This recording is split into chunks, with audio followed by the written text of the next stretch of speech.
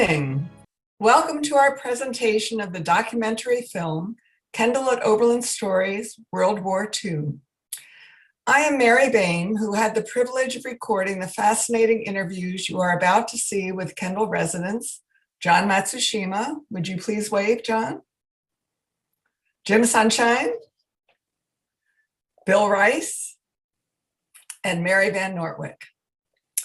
Thank you to Joyce Benjamin for hosting the Zoom and Tom Taylor for broadcasting it on KOTV. This webinar is being recorded. About a year ago, the Kendal at Oberlin Residence Program Committee was asked if we would like to work on programming, which could be shared with the community. We were in a hard closure due to COVID-19, so we couldn't share our usual live programs. We decided to build on a D-Day display in Kendal's library about residents' World War II experiences. This led to my recording 4.5 hours of interviews on my husband Fred's iPhone 8 with John, Jim, Bill, and Mary. As Bob Randall, another World War II veteran, told me, there are more Kendal residents with more stories to share. We hope their stories will be told and recorded, but we stopped at 4.5 hours of interviews. These 4 interviews contain a wealth of experiences, more than could be included in the film, but the full interviews are available as podcasts. Terry Kovach in Kendal's marketing department provided technical help to get the interviews to filmmakers from StoryLens, Geoff Pingree, would you wave? And Clarissa Heart. Clarissa and Geoff created the moving film you are about to see.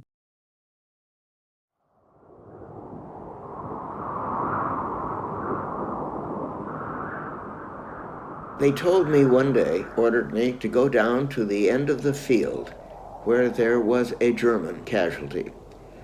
And he had gas gangrene. And he was just put there to die, and you're to go there and sit with him while he dies. So I did. I also remember how the combat affected people. He was cleaning his rifle and he shot himself in the knee. What it was really a self-inflicted wound to get out of the war. No matter how you feel as an American, you're perceived by the way you look. Pearl Harbor, that changed everything. I could see the residents, the white residents, sitting out there staring daggers at us. I've realized now that I'm here that really the years are getting shorter, and if I'm ever going to tell these stories, this is the time.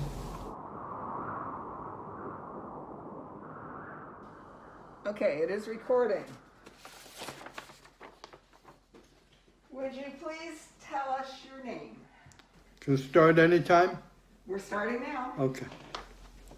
See, I even got my dog tags out for you. Oh my gosh. Wow. Start talking anytime.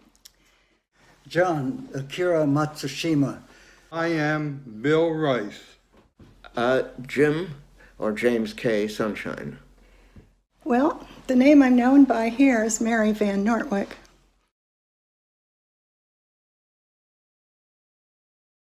Akira is my Japanese given name. That was on my birth certificate. John was a late addition. I remember when we moved to a new area, I was standing outside our house and the boy next door came out. He was an American of Chinese ancestry. And he asked my name, and I said, Akira Matsushima. And he said, no, your American name. Well, I didn't have an American name. That was not unusual for children of immigrants from Japan. So I was thinking, and I said, well, John.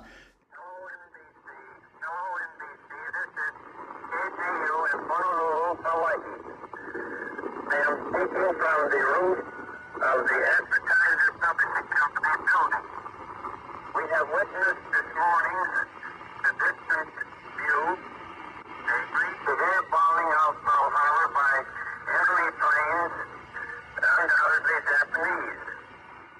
That night, December 7th, I remember my friend from across the street came to see me, and Mas Hamada, his name was, another Japanese American. And he said, "Are you going to school tomorrow?" And I said, "Well, yeah, why not?" And he said, "Well, maybe we'll get beaten up."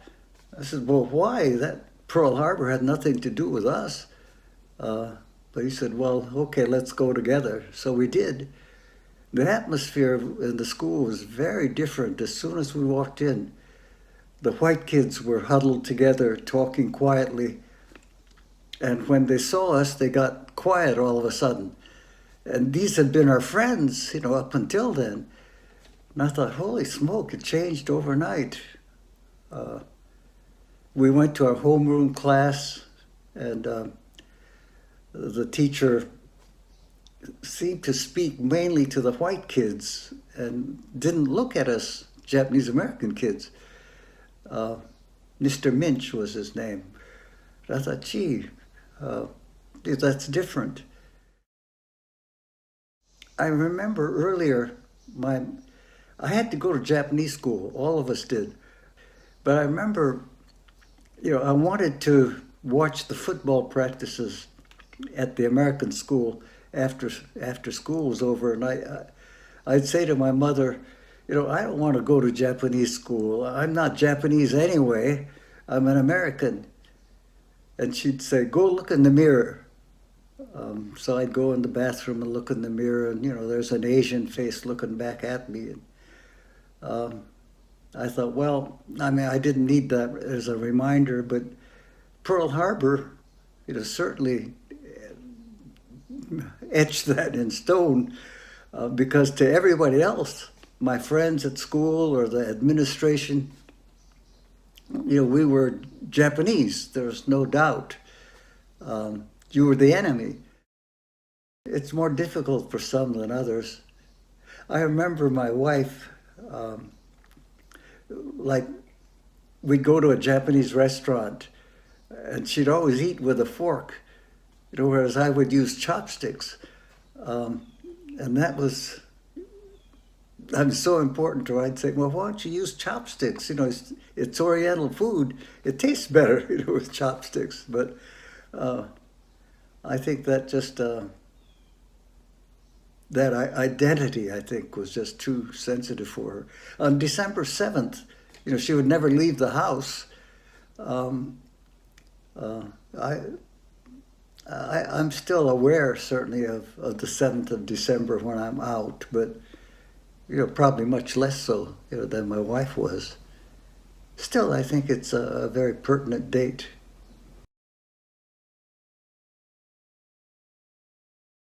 That day, when we were to be evacuated, we were told to go out, walk up the middle of the street. Both sides of the street were lined with soldiers, and they had rifles and fixed bayonets and helmets, and they were all lined up on both sides of the street. And we walked up to the Greyhound buses, I remember, that were parked. Most everybody were dressed as if they're going on a trip, kind of formally, in whatever good clothes they had.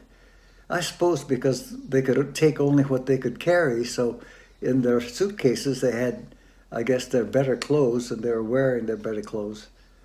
So we got on the buses, and on each bus there was a soldier standing next to the bus driver watching us. They had to pull down all the shades. I don't know why, because, I was very familiar with Seattle and I knew what was out there, but I don't know if they wanted to keep us from looking out or keep the local population from looking in, I suppose. I don't know. I think the most frightening part was I'd look up in the grandstand and I'd see soldiers with machine guns. And I thought, gee, they're there for me. I'd better not run from here to across the grounds or something. I'd better walk, because otherwise they might think I'm trying to get away and they might shoot. And I thought, I wonder what it's like to be shot. But I thought, I thought in comic books and so on, soldiers were always fighting the enemy. But here I was the enemy, and I thought I just had a hard time getting a grasp of that. I thought, I'm an American, and yet here, I'm the enemy.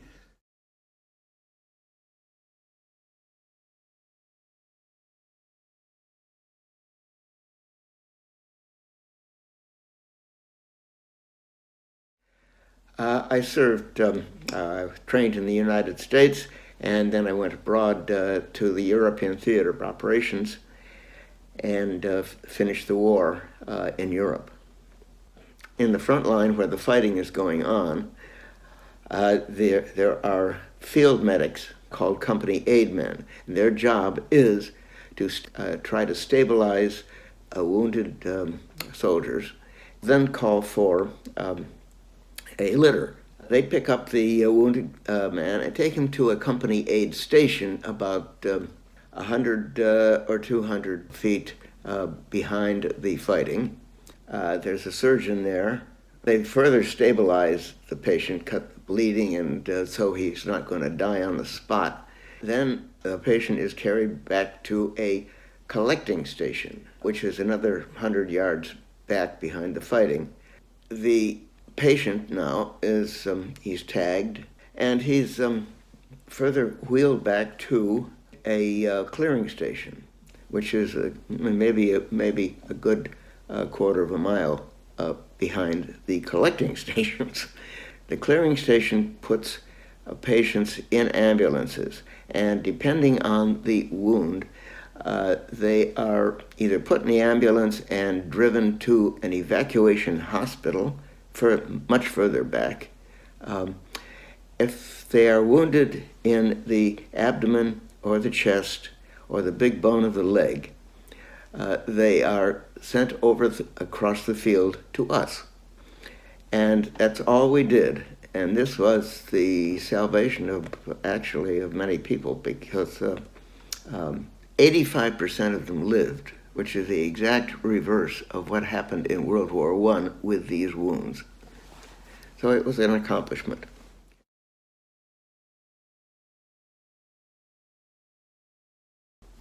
We had a good time for 2 months in Bromyard. All of the GIs paired off with the land girls, and they did what GIs do. This girl of mine, whose name was Joan, she was a very nice girl, so don't get the wrong idea. But we spent considerable time together, and eventually I said, I'd love to play tennis. And the court was overgrown. It hadn't been cut since the war began because there was no gas on the mower.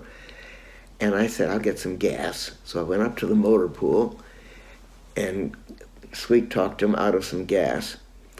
And we filled the mower, mowed the court. She got some flour from her kitchen in the tan house, and we lined the court, put up the net, which we found in the garden shed, and there were a few balls and a couple of rackets. And we played a set.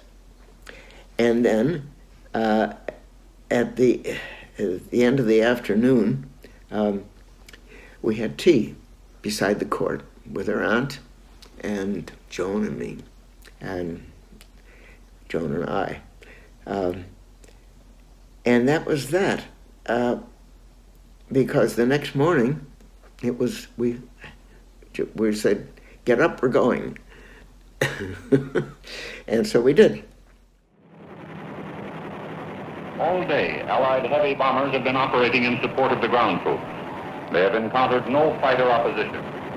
The action so far seems to have been almost too easy. But the reputation of the German armies is still considerable. Eventually, the higher-ups decided that the invasion would go forward. Eisenhower decided, let's go, and we did.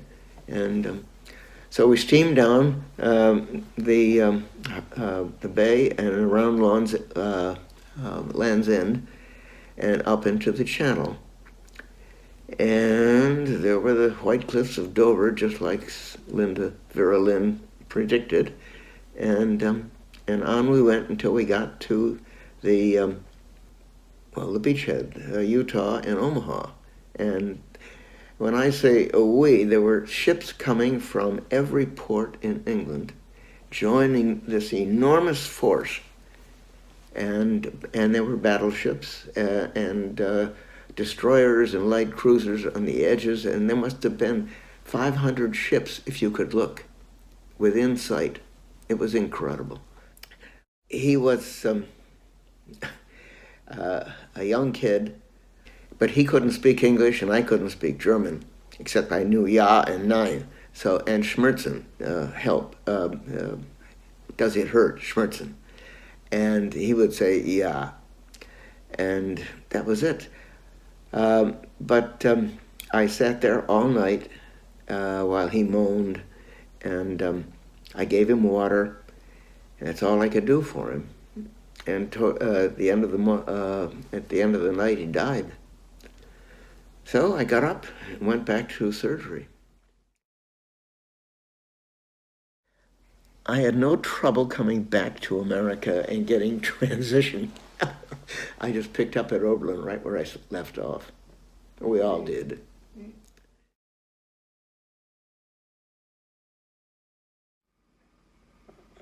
I ended up in the 100th Infantry Division, not the 106th Division, Infantry Division, which got the brunt at the Battle of the Bulge in Bastogne, Belgium, where 2 of the 3 regiments were overrun by the German offense. What I really do remember was a day when our company got into a very serious battle, and part of our company was sent over a ridge, and they got shut up very bad because the Germans came along with a half-track machine with a machine gun on top and just shooting arrows all over the place. And I lost a lot of good friends. That was the worst day of my life, or maybe the second worst day. But what I do remember is that they had us positioned so if the Germans attacked, we would be safe. Well, the fella in front of me, and that was probably maybe 40 yards, 30 yards in front of me, was killed. And I raised my head up, and I had a bullet go right through my helmet, in one side and out the other, through the helmet liner, which is underneath it, and I had a hood also on top of my head, and that even got a hole in it. So I really was, I don't know, quarter of an inch, half an inch away from having my head blown off. So that was my most scary part, When I think about it, it's scarier than I was then. The day that I got wounded, we were moving up again, up to the front, and some of the soldiers even rode on a tank to get up there a little closer. And we were told where to get in position. And the fella in front of me was hit by a mortar shell that killed him. And he had a girlfriend over there. So, and that was the day I was lucky. I got a shrapnel wound in my left leg, and it was serious enough so they shipped me back to Nancy, France, where the hospital was. And by the time I was well enough, the war in Europe had ended, and the war in the Far East was ended. So we were shipped off to wait our turn to come back to the States. Made some real good friends, and a couple of them visited me and my wife.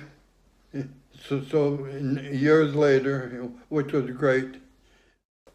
I don't know, in the way the world has gotten better, but it's also gotten a lot worse. And you just roll with it, you know. I was born in Ukraine. I was born in a city called Ternopil. I've never seen Ukraine. I was 6 months old when my family decided, my parents decided that it was important for my mother and me to leave. My mother and I were put in a DP camp because, of course, we had no papers. And, I mean, this was the beginning of the large roundup of everyone, the millions of people who were like my mother and me, and like my father. My father had been arrested. He was in a concentration camp. At this point, it's 1945, it's just before my second birthday that the war ended. So that was when I started being in DP camps. I have no memories of Landeck, even though I have pictures of it. I don't really start having memories of the DP camps until I'm about at least 3, between 3 and 4. So my mother and I were in Landeck, and the Red Cross finally managed to put my parents together. He, having survived the camps, had been making his way toward Innsbruck as they had agreed. So he was in Austria when the war ended. I remember walking to the gates and seeing the soldiers there and wondering why they were there. And I would look through the gates. Right outside the gates was the whole town of Ellwangen. And I remember standing at the gate and looking at all the people out there and the houses and wondering who they were and why I couldn't be there. Why were they there and why was I here? You're a child and you're suddenly in a new situation. You don't really understand what's going on. I mean, I certainly didn't. What I remember most is kind of a sense of puzzlement, trying to figure things out. That's the feeling, when I look at my memories, that's the feeling that comes to me most often, that I'm standing there trying to figure out who these people are. I wanted to find the school, I wanted to find the block that we actually lived in. And, I'd look at a staircase. I mean, they were all stone staircases like the one in the picture I showed you. And nothing looked familiar. And then again, I looked to my left and there was the staircase. And I knew which one it was because when I was around 4, sounds like such a silly story, I wanted to understand, you have to understand there were a lot of people in the camps who were disabled in one way or another, mostly soldiers, men who had lost legs, who had lost arms, who were blind. And for some reason, I must have been about 4, I wanted to know how blind people walked up the stairs. So I closed my eyes and I started going up the stairs with my eyes closed to see if I could do it. And of course, after a few stairs, I hit my chin right here. I still have the scar. And of course, blood spurted everywhere and there was a big, hullabaloo. And so it's one of those things that's indelibly imprinted in your head. And I saw the stairs, and suddenly everything fell into place. I knew exactly where the hospital was. I knew if we turned the corner, I would see the staircase with the school. I knew. And it felt like home. The other important thing is that embroidered picture. If you look at it very closely, you'll see that the material is very, very rough. It's a sugar sack. They didn't have any fine linen in the DP camp. My mother made that in Ellwangen on that sugar sack.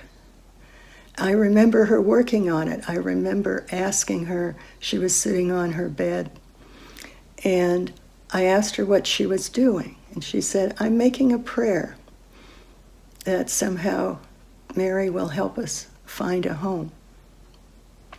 So after we got to Canada, obviously the frame is not from Ellwangen, wouldn't have been possible to carry it. But she had the frame made by a Ukrainian craftsman once we got to Canada. And that was another really important present. It has followed me everywhere since my mother gave it to me.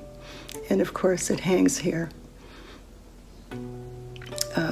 We have a lot of beautiful pictures, but that's the one I wake up to every morning and look at last when I go to bed at night.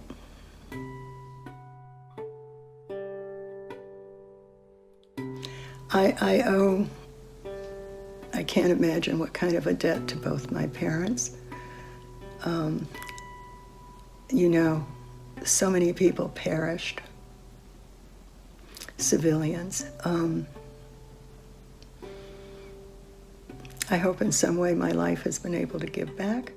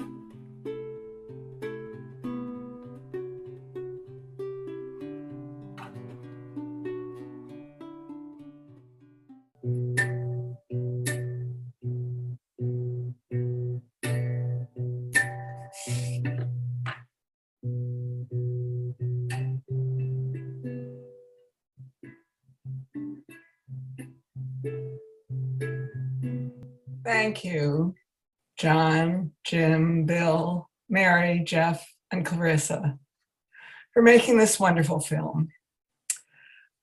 A reminder to Zoom attendees, you can submit questions and comments through the Zoom chat or the Q&A function.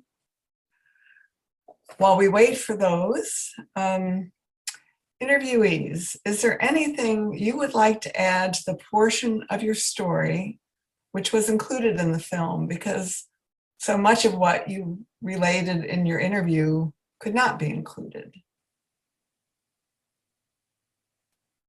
If there is something that speaks to you particularly, would you unmute and share that?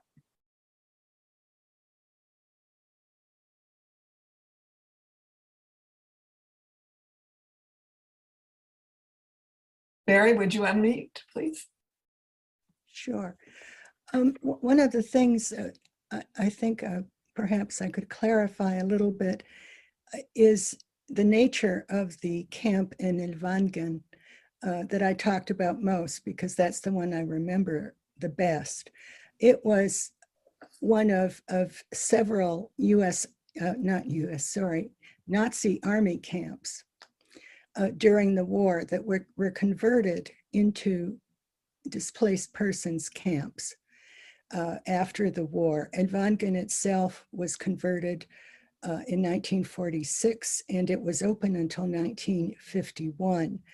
At a certain point, what the Allies did was to divide all of the camps in terms of nationalities. So Elvangen was a camp in which there were about 3,000 Ukrainian people. So the schools were in Ukraine, you know, the language spoken was Ukrainian in that particular camp.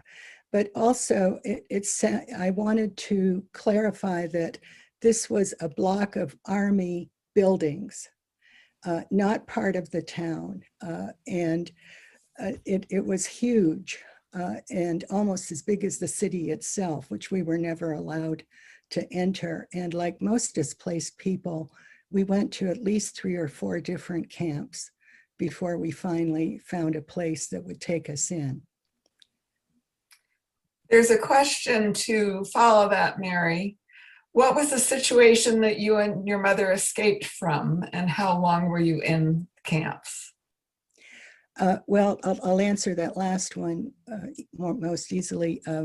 We came to Canada in 1949. That was the country that took us in.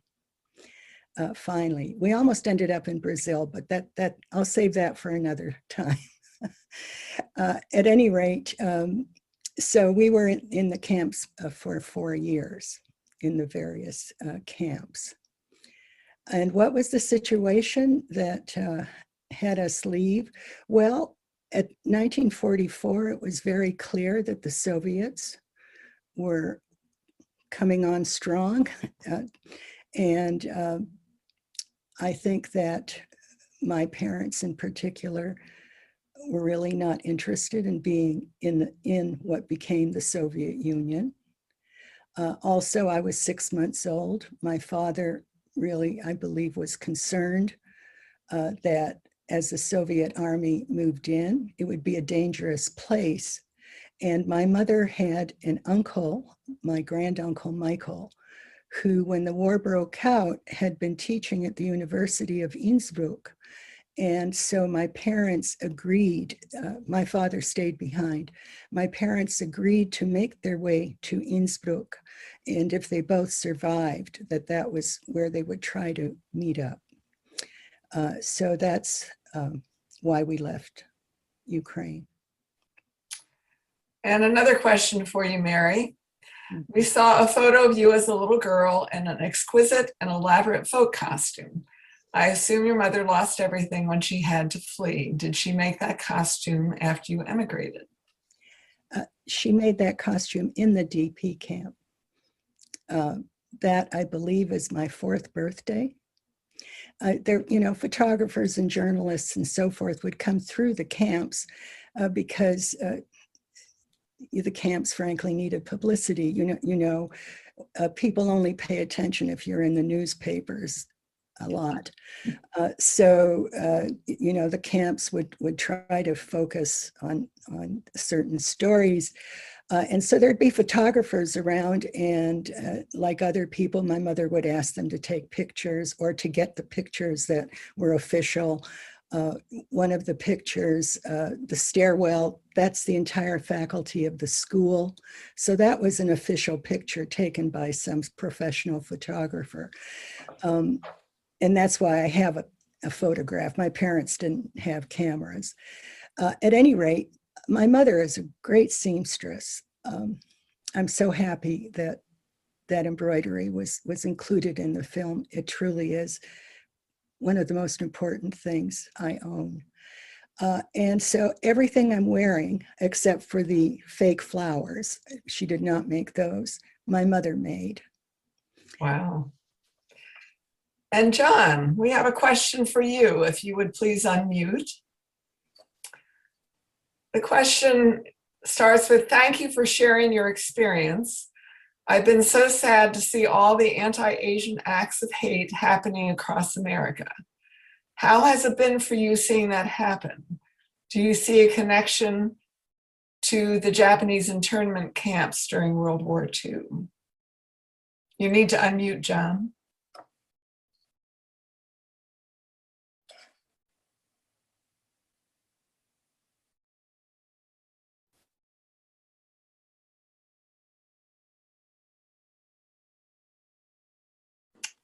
There you go. Yeah, the parallels are very clear. Can you hear me okay? Yes. Oh, yeah, the parallels are very clear. I remember during World War II, the idea was, well, if you can't get at the Japanese who had done the bombing and had declared war, the second best thing was to punish those that were the closest.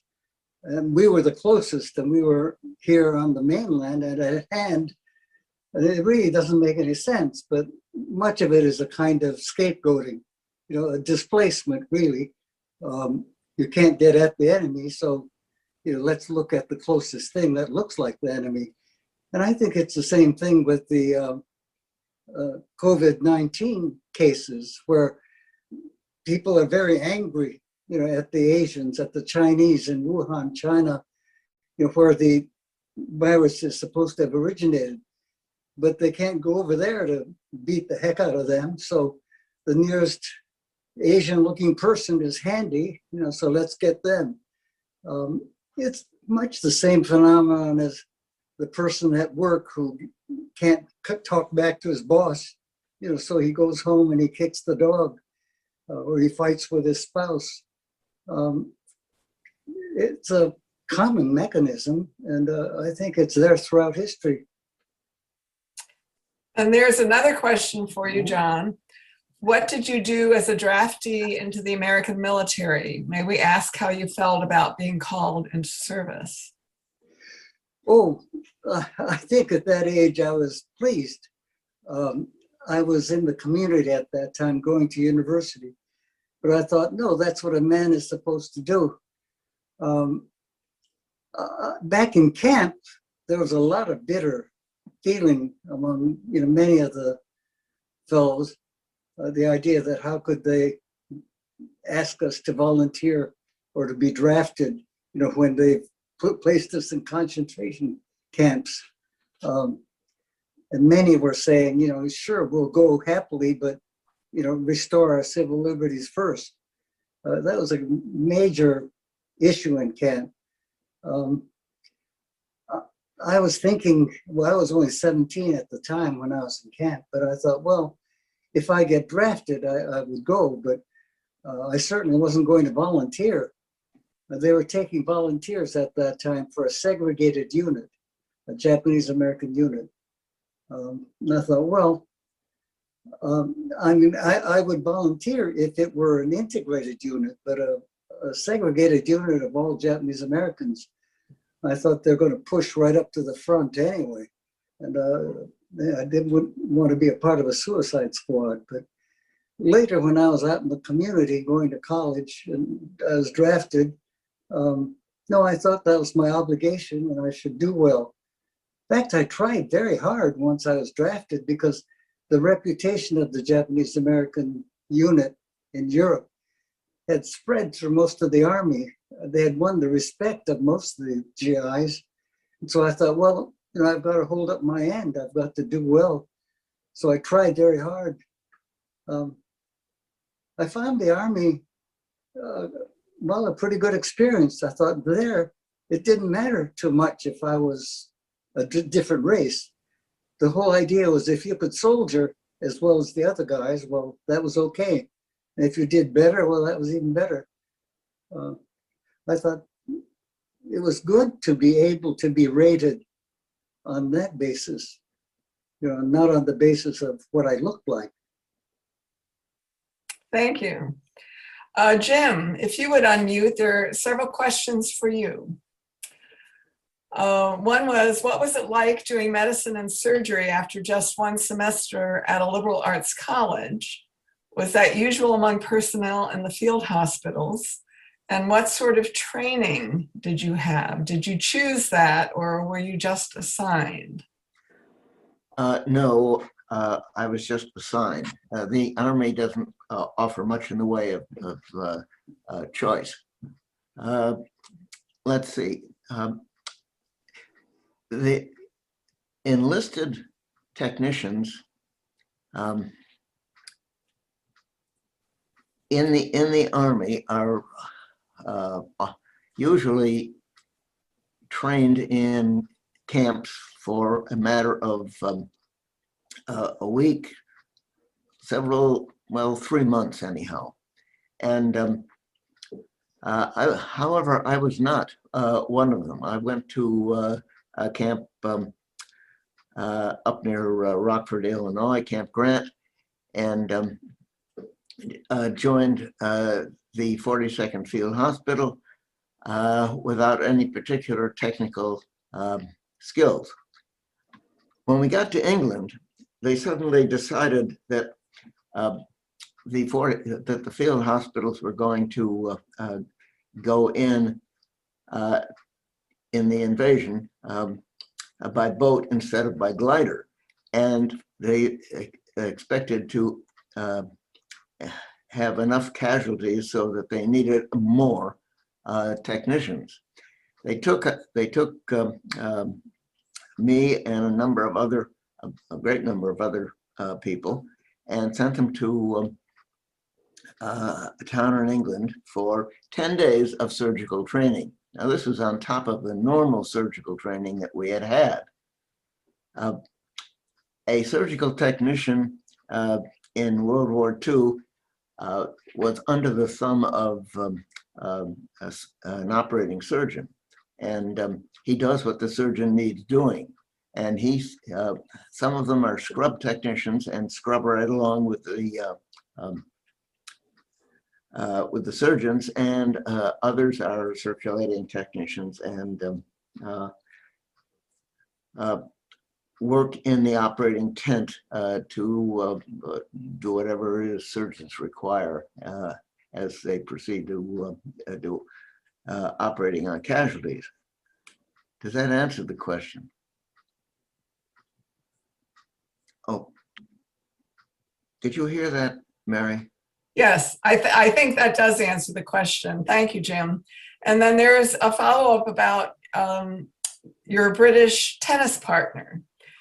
The questioner is delighted by your story and what a sweet moment during what must have been a dark and scary time. Did you ever hear from or see Joan again? Yes. In 1949, after I got, 1950, 49 or 50, after I graduated from Oberlin and gotten married, we went bicycling for a summer in Europe and ended up back in Bromyard. And the local doctors threw a lunch for me and my wife and invited Joan and her husband to come down from Birmingham. And we had a good lunch in the Falcon Hotel, which was right next to where I'd been billeted in 1944. And that was the first time. And we kept up a correspondence ever since. And she is now dead, but we, as I say, kept in touch. That's lovely. And Bill, there's a question for you, if you would unmute. Okay. Linda, could you maybe help Bill unmute?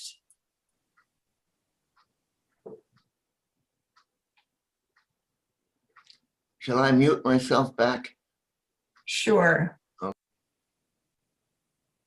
Well, we'll wait for Bill to unmute himself. And I have 2 more questions. Oh, there he is. Good. Bill, what was it like when you returned home from the war? Were you still convalescing from your injuries? Oh, well, first of all, I want to tell you, when the 100th Division was over in France, we were in Alsace-Lorraine for 2 to 3 months, and then the war ended. Now, the 100th Division captured the town of Bitch, B-I-T-C-H-E, I believe. So we're known as the Sons of Bitch. And let's see, then the other thing I wanted to say, I saw an obituary in the New York Times in the past couple of weeks. Someone who was rather famous, but had been in the infantry, and he said there is no glory in the infantry. And I agree with that 100%. Now, you were asking me a question Yeah. What was it like when you returned home? Well, when I returned home, I started to go to college in Wilkes-Barre, PA, Wilkes College, University now. And I stayed there for 2 years under the GI Bill. Fortunately, because I had been wounded in the war, I had a monthly payment which was greater than those who weren't wounded. So that helped a lot, you know. It was something on like $100 a month. And back then that was big, big money. And then after being at Wilkes College for 2 years, I transferred to Penn State and ended up with a master's degree in the School of Ceramic or School of Mineral Industries. Thank you. That is another question actually to all of the interviewees. How did you rebuild your lives after your life-changing and traumatic experiences during the war? Was there a moment or experience that helped you move on? Now, I know Jim said he just came back and picked up at Oberlin, but if you unmute yourself, Jim, is there anything else you would like to add about how you re-entered life? Well, like a lot of other GIs, our one thought was to get back to the States, get a drink, get some decent food, get married, make a few babies, and get the hell on with our lives. And that was it. And most people did. I mean, there were some who did not, but that was the case for most of the 16 million people. It would be interesting sometime to do a piece like this on the home front during the war, because I don't think there are many people now alive who were consciously alive in the days before the at home, before the before all of the fighting began, and the country was far different then than it is now. And by that I mean that almost every house on the block had a star in the window, and some of them had gold stars. And there were victory gardens in every vacant lot. There were kids going door to door picking up aluminum to be made into aircraft. And everybody did this. And it was a totally different country. And it's in some ways, the war made us a better people. About all I can say about that. John, there are two questions for you. One is, some of the Japanese had neighbors who held their possessions for them. Did this happen in your experience with your family and friends? And were you in the 442nd Regiment? As far as possessions are concerned, no, that was a mixed thing. There were some churches, I remember, on the coast where many of the people who had been evacuated had stored their belongings. And after they returned, many of them retrieved, what they had left, but more found that when they had returned, the things were gone. The trunks or bundles had been rifled,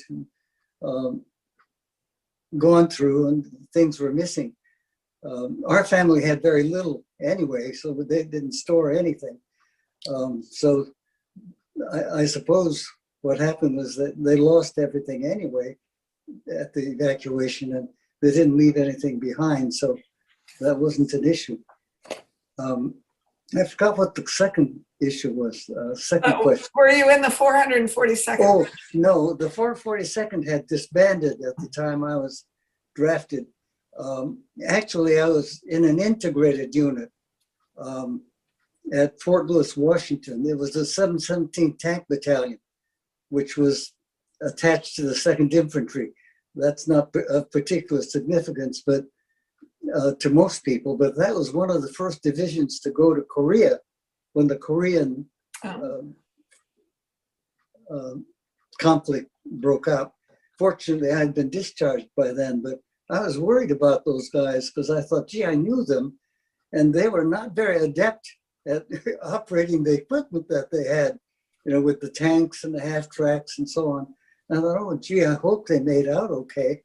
I worried about them because the newspapers talked about, the armies being pushed to the southern end of the peninsula, and they're almost ready to be pushed into the sea. And I thought, well, I could see that because the 717 sure wasn't ready for any action when I left. But anyway, I was lucky. I got out before that war started. Yeah, we're glad you did too. Jim, there's a follow-up question. Would you say what a star and a gold star in a window represent? A blue star, it means the family has someone in service. A gold star means that that the family had someone in service who is no longer with us. Right. Geoff and Clarissa, you are probably feeling left out. So my big question to you, when I saw this wonderful film that you had created, how did you decide what to select from 4.5 hours of disparate, raw interview? And I'll leave it to the two of you to decide who gets to answer and how, and please unmute. Well, let me say something brief, and then Clarissa, you should talk.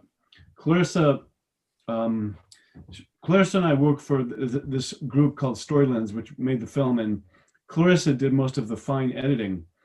We both looked at the footage, and she made transcripts, and we kind of thought a lot about how we would organize it. I guess I would say, for me, I mean, you all are really interesting people, and your experience is really interesting. But what was striking was that you all had a really different relationship with the war. And so I think one thing that I remember talking about was trying to find things that really distinguished your experience with the war, so that if a person watching would understand how sort of multifaceted this was as an experience, and how it had deep impact on people's lives in very different ways. A lot of them negative, but not all negative. And I don't know, Clarissa, what would you say? You went through a lot of different structures to integrate everyone's stories. We kind of tried at least 3 or 4 different things before we settled on the format that we did. It ultimately came down to, like Geoff said, kind of what experiences made each person's overall experience unique, like what little moments. But we also were trying to kind of build a full story of, as best as we could, kind of all the different sides of an experience like the war. So living through it on the battlefield, living, how your life is affected after that, how your life is affected going into it, all of that stuff. And I was thinking as we rewatched it, that there were a lot of absolutely wonderful small moments that couldn't make it in, simply because they would have opened too many questions, and they would have left the audience with even more things to wonder about. So it was ultimately, what were like the smallest stories we could tell from start to finish without overwhelming the viewer, but still giving space for each story to breathe. I mean, I should add, our hope in making this the way we did, it's not, as you notice, it's not a terribly long film.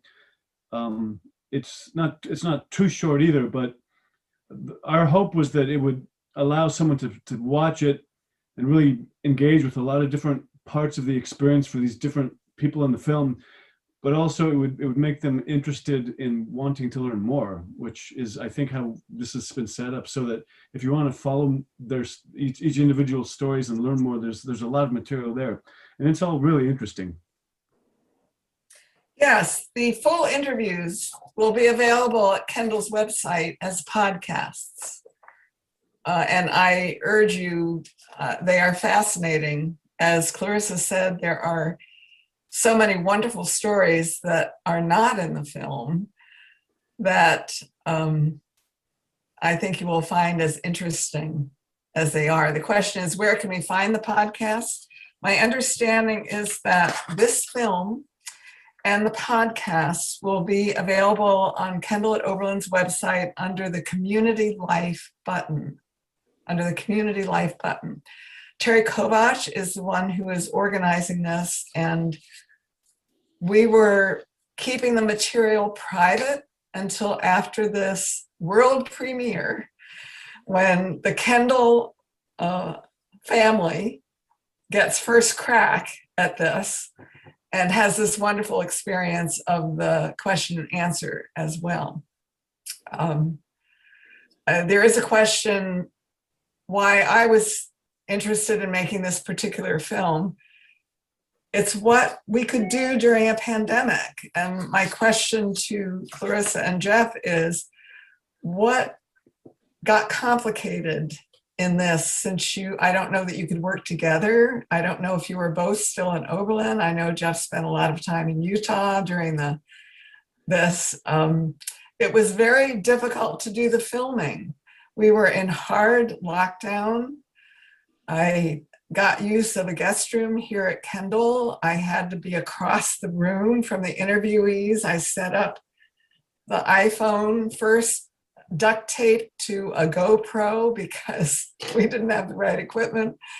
And it's amazing what a wonderful film you made out of what could have been difficult, but how difficult was it for you two to get it together? Well, I mean, you know, you're being very modest. Mary, you should get a tremendous amount of credit for making this all happen.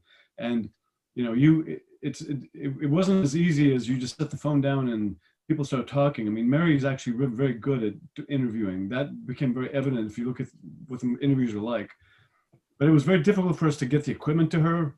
You know, we had all these drop-offs. I felt like we were doing, you know, drug deals, because we'd meet and I'd put something in the back of her car and she'd go and it took a while to get the setup right that she could use. And Clarissa and I were never in the same place physically. We did that apart. Yeah, that's true.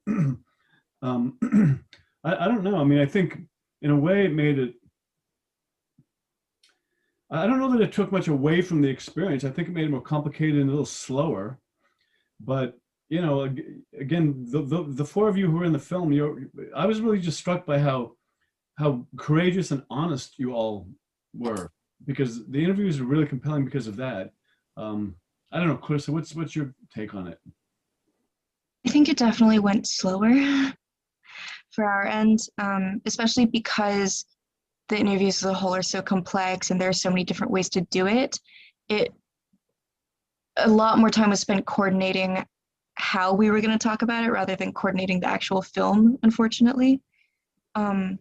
But I think it was also, for the format, what the interviews asked, I think Zoom and editing them remotely worked perfectly fine.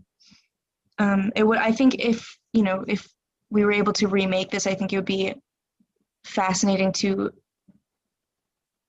you know, if we could go back in time or do this when the pandemic wasn't happening, to film in your rooms, look at the lives you live now and talk about how it is changed because of your experiences.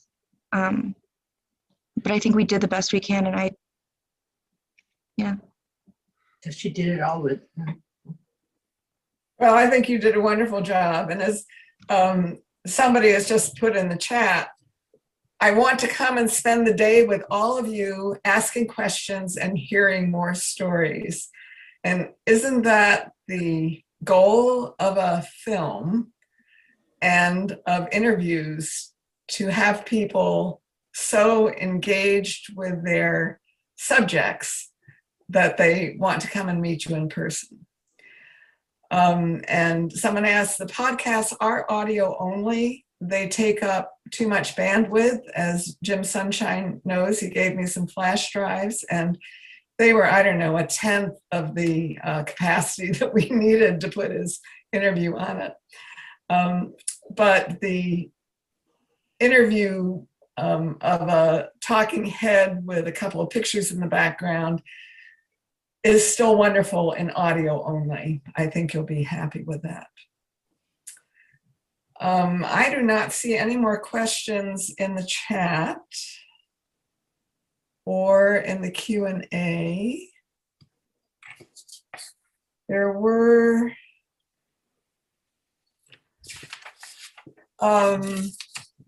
anything else that our interviewees or filmmakers would like to share? I have one question that and you know, for the folks in the film, you can answer it as you wish. I was just thinking, if you had to say, what was the one way that your involvement in the war most changed your life? Well, obviously, my life is completely different than it would have been.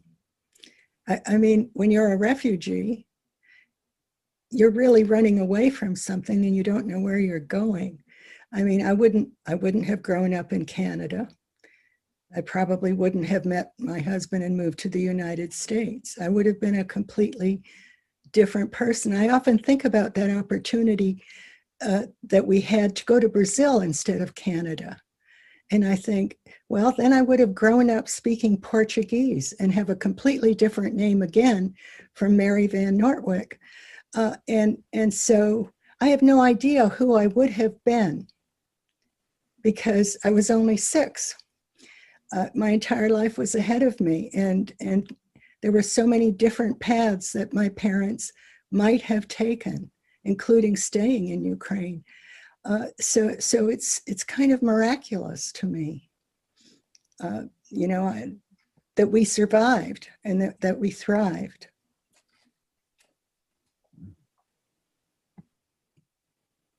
Jim, is there anything you would like to say? You will need to unmute.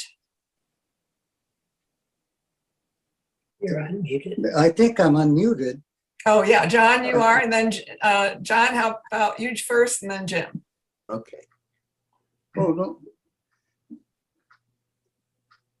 Well, I think a major awakening for me was that I long knew, even as a child, that we were second-class citizens, that we were here in this country at the sufferance of the white majority. But the disillusioning and most discouraging factor was when President Roosevelt ordered the evacuation of all the people of Japanese ancestry into the camps, the concentration camps, with barbed wire, with soldiers guarding us. I remember there was so much in the way of trying to get back or trying to punish, I guess, those of us of Japanese ancestry, particularly after Pearl Harbor. But I thought the president was, I suppose, the ultimate authority as I saw it. And I thought, boy, if he orders us to go into these camps, gee, all is lost. I remember some people in the community, newspapermen, were saying, well, it's for your own protection, because there are so many people enraged at the Japanese because of the attack on Pearl Harbor, that it's for the protection of you people that you're going to the camps. I thought, well, wait, there's something wrong with that. I mean, if somebody's going to assault us, shouldn't they be the persons to go into jail? Why would you jail the victims? It just didn't make any sense. But I guess I call it the period of Great Awakening. Thank you. Jim? Oh, well, let me remind all the people who were not at Oberlin in the 40s of something interesting. At some point, in the middle of the war, a number of people in the camps that John was talking about, were released to go to colleges that would accept them. Well, guess what college accepted a lot of them? Oberlin. And the first thing that happened was that one of them was elected president of the student body. And the next thing, and this went on, as far as I ever was aware, there was never anything of the sort of situation that John was talking about. Of course, Oberlin is Oberlin, but one of the young women who came from a camp to Oberlin eventually married a very good friend of mine, and her brother, who also came here, ended up as a surgeon.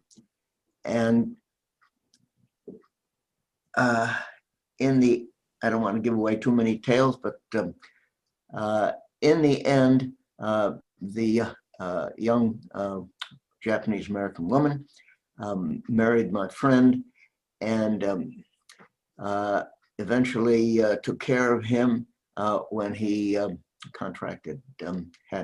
Alzheimer's, and she nursed him until he died.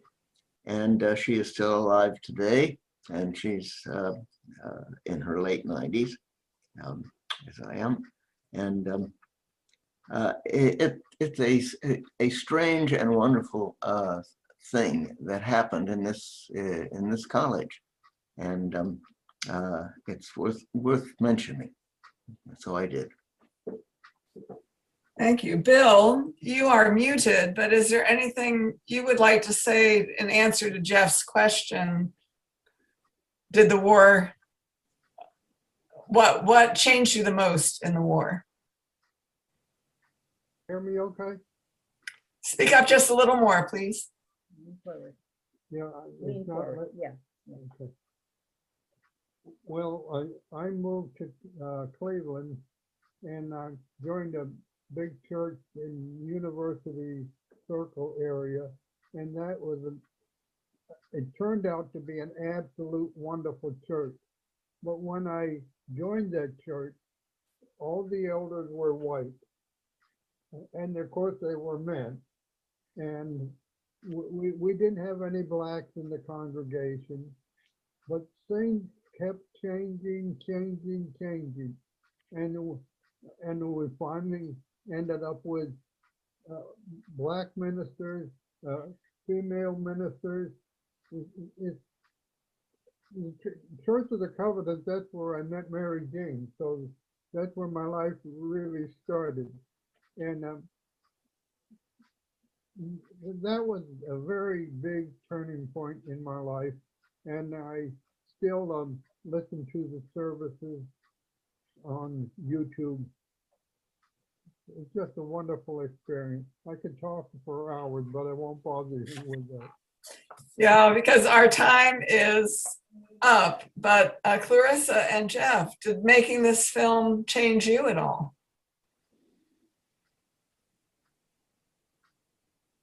Well, I have to say, it's you know, we make a lot of films, and this is one that I really like watching. There's something about it that's really wonderful. I guess maybe it's just because, again, I think I'm struck by how honest and thoughtful you all are in remembering your experience. So I don't know, I guess it just, you know, I certainly know a fair amount about World War II. I was too young to have any connection to it, but you know, I think it probably had a different effect on Clarissa, but it made me, you know, I think it did to kind of echo what Bill and Jim are saying. I mean, I think it made me think a little bit more about how Oberlin has, it's, you know, what a kind of place it's been in American history, really. Yeah, I definitely, for myself, it has, I have always been very familiar with the Asian American, with the Asian American like reaction and the effects that the wars had, because I grew up in Hawaii. It's where it all started. We talk about it every year. But I think because of that, as an unexpected side effect, I never ever heard about any of the other experiences.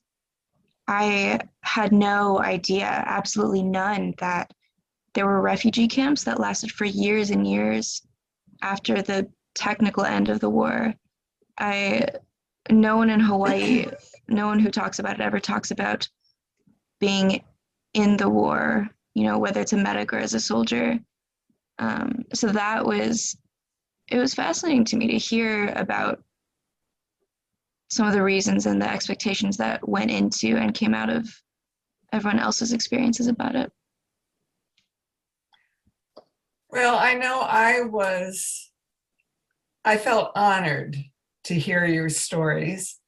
Thank you for sharing them with first me, then the filmmakers, and now our Kendal audience, and soon a wider audience. I know the Oberlin Heritage Center is interested in continuing this. I know there are other Kendal at Oberlin residents who have World War II experiences, home front as well as war. I'm hoping someone will take this project and continue it. I doubt that we'll ever get another film made from it. Geoff and Clarissa were particularly gracious in spending their time and talent in creating this. Reminder, the film and podcast of the full interviews will be available on Kendal at Oberlin's website, I think under the Community Life button. I thank everyone for sharing Kendal at Oberlin stories, World War II, and I wish you a good evening. Good night. Thank you.